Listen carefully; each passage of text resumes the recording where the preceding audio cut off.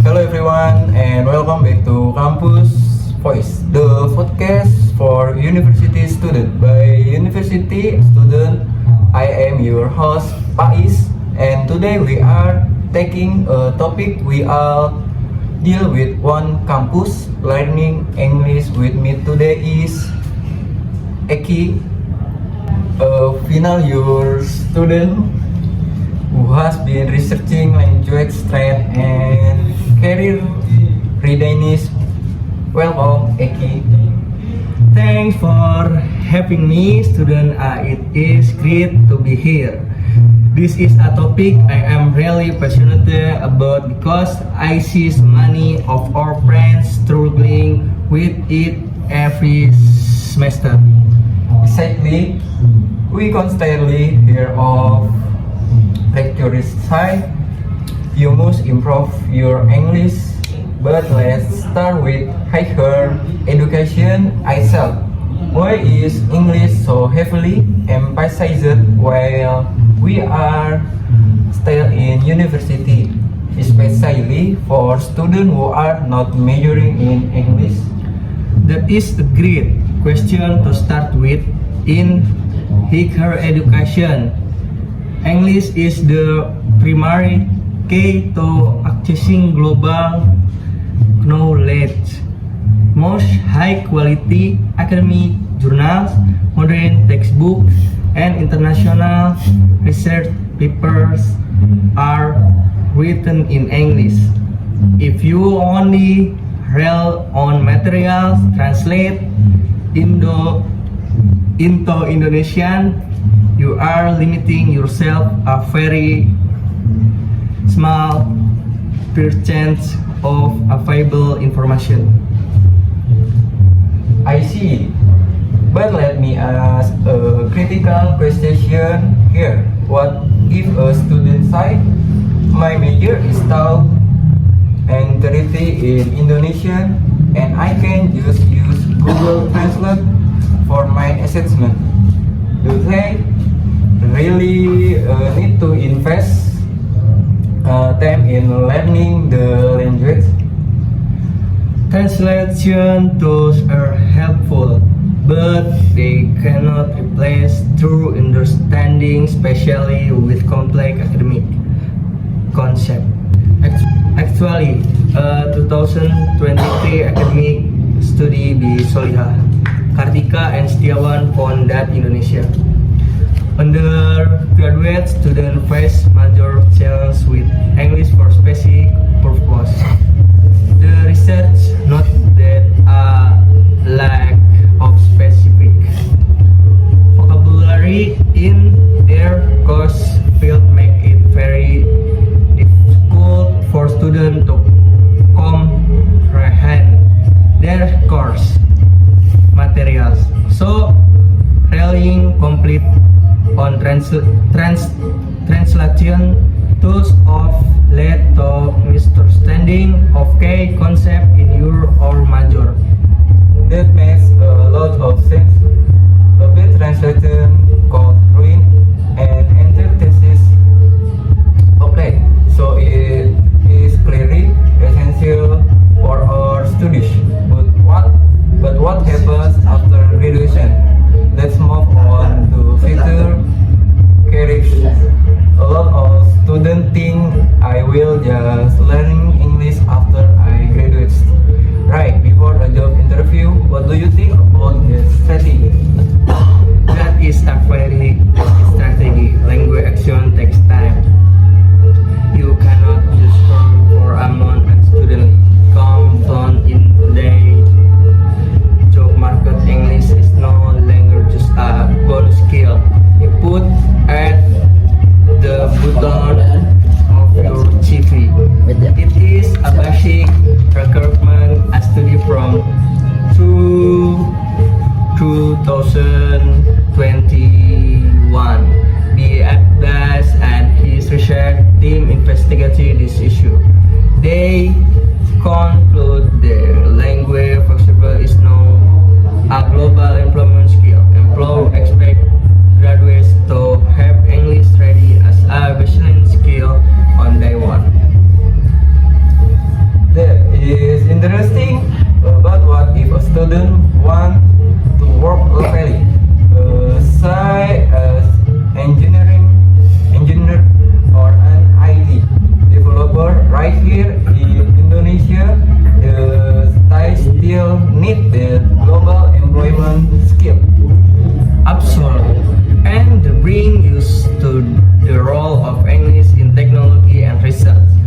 Even if you work local, the tools you use like software, programming language, and operating manuals entered in English. Furthermore, 2021 study behind and several other research looked into the employability of science graduates. They found a very strong link between English proficiency and getting hired in STEM field. Innovation and technology move so fast, and the global language used to communicate this adventure is English. Right, and let's talk about networking too.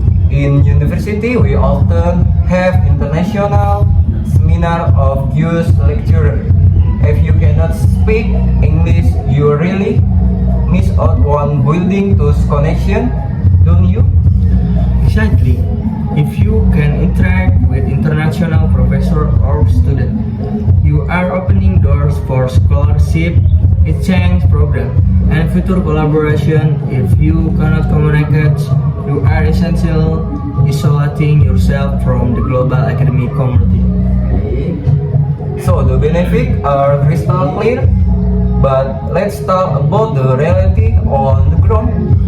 Learning a new language is to from your observation. What are the biggest challenges faced by Indonesian students when trying to learn English? There are a few major hurdles. First is the fear of making mistakes. In our culture, students are often afraid of being judged if their grammar is not perfect. Second, as Higley did in the 2023 study with Solia and Herdem that I mentioned earlier, limited vocabulary is a massive barrier. When students do not know the Pacific word related to their major, they lose their confidence to speak. I complete relate to that. Also, I feel like your education system sometimes focus too much on passive learning. We just listen to the teacher, file in grammar worksheet and memory tests. We really actually speak in high school.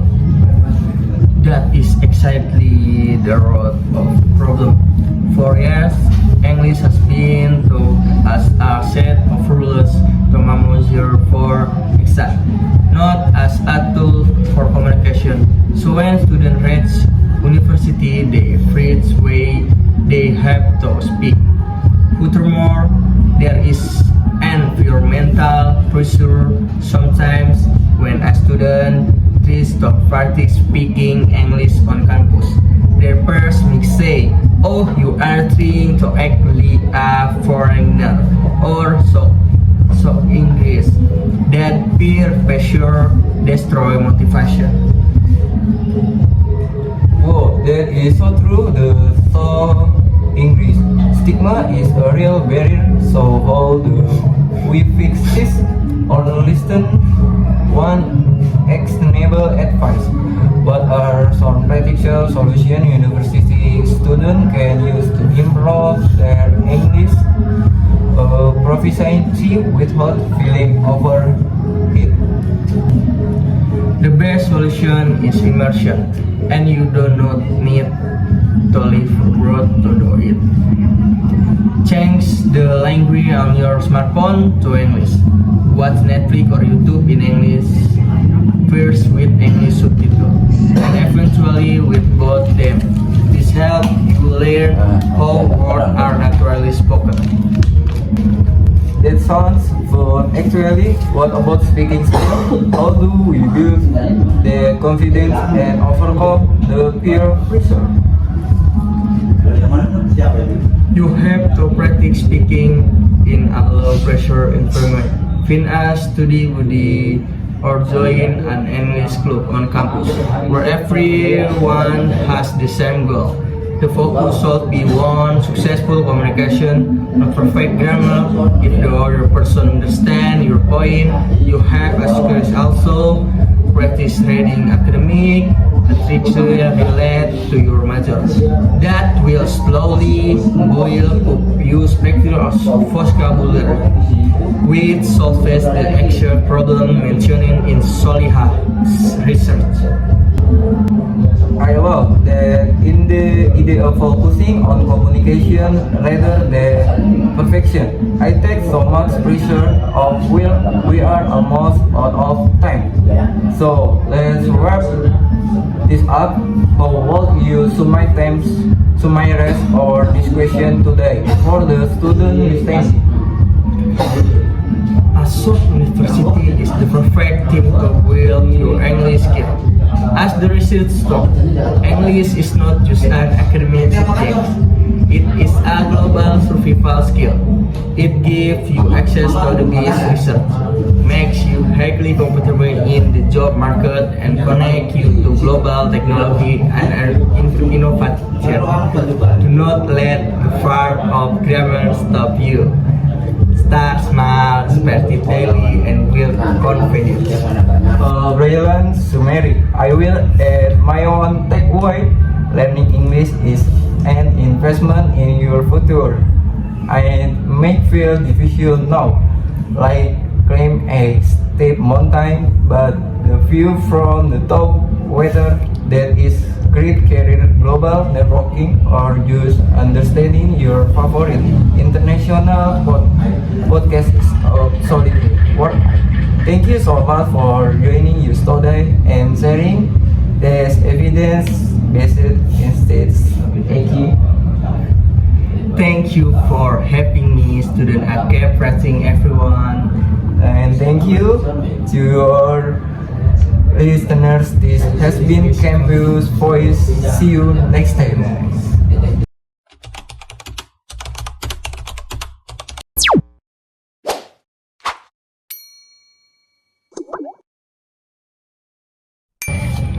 Welcome back to Campus Voice, the podcast where we discuss the big strengths and challenges in university's life.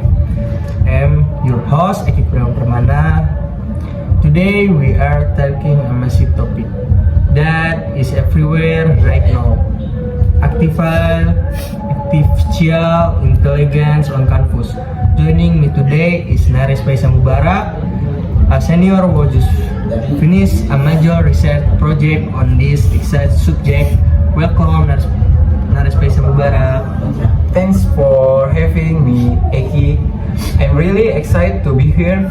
It's definitely a hot topic. You can walk through the campus library without seeing someone with an AI tab open on their laptop. Absolutely, I am guilty of it too. But before we dive into the deep end, let's start with the basic. We hear the buzzword AI all the time, but what exactly does it mean in our university context?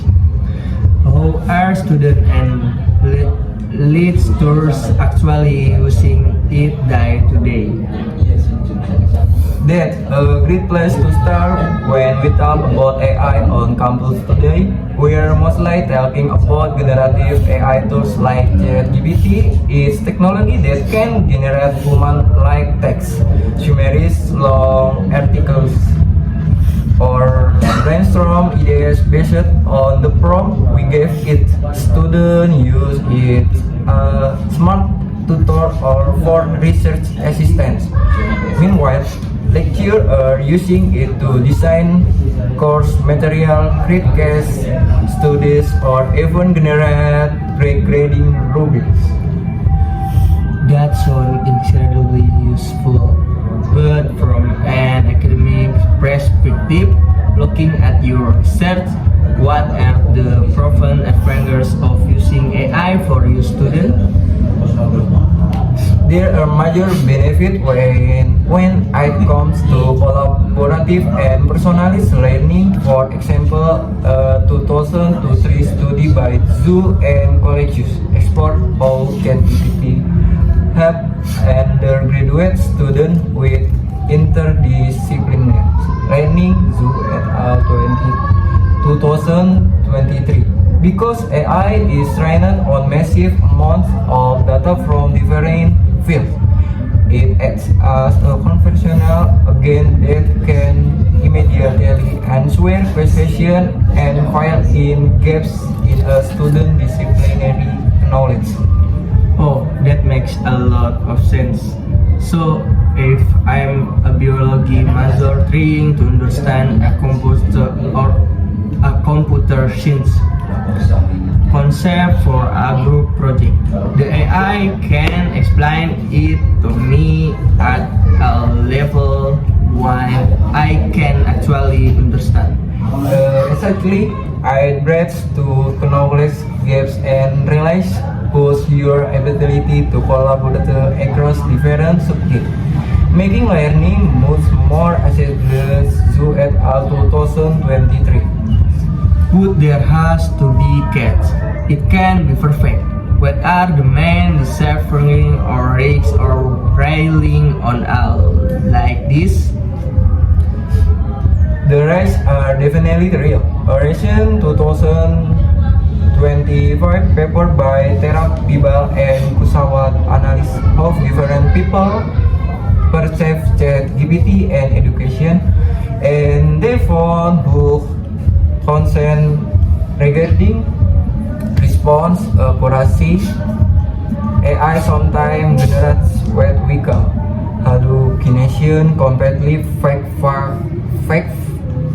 facts or fake situation. Oh, I've heard to that. A friend of mine asked an AI for source for an essay, and it gave him 3 books that did even exist. Yes, and that's who problem. If you just copy and paste without checking, you are submitting false information. Terabikal and Kusawat research emphasizes that this inaccuracy directly threatens academic integrity, which is why students cannot blindly trust the tool. That led you strategy into the biggest confrontation academic intrigue and plagiarism. It feels like every professor is terrified that students are just letting AI with their entire assessment. Will they go out for coffee? How do we draw the line between getting help and cheating? It's a very thin line. Comprehension 2025 review by Francis Jones and Smith address this exact tension between innovation and integrity. They argue that while AI provides great efficiency, it undermines the authenticity of student work if it is managed properly. If the AI is doing the critical thinking for you, you are really learning. So based on all this, what should universities do? Should they ban AI complete? You just let everyone use it feel? Street ban don't really work because the technology is too accessible and AI detection tools are known to make mistakes. Francis and colleges suggest that institutions need to revise their assessment design instead. Rather than essentially traditional essay that AI can use easy white professors so design assessment that priorities human creativity, critical thinking, and in-class reflection. So changing the test instead of just punishing the student. That makes a lot of sense. Exactly. Furthermore, Francis Jones and Smith emphasized the need for Gen AI literacy program. University need to establish transparent policy and actively teach students how to use AI actively rather than trading it does exist. That is fanatics at least to wrap things up. It sounds like AI is a true double-edged sword. It's an amazing tool that boasts interdisciplinary learning and efficiency, but it threatens originality and academic integrity if we just blind copy and paste. You nailed it. Eki is about balance. AI won't replace students, but students who know how to use AI effective and ethically will be much better prepared for the future workforce. Wow, what a powerful talk to end on. Thank you so much for joining Yusnarik Paisang Barat and breaking down the academic research for us. Thank you for having me. And thanks to everyone listening. Stay curious, stay honest, and we'll see you next time on Campus Voice. Bye bye.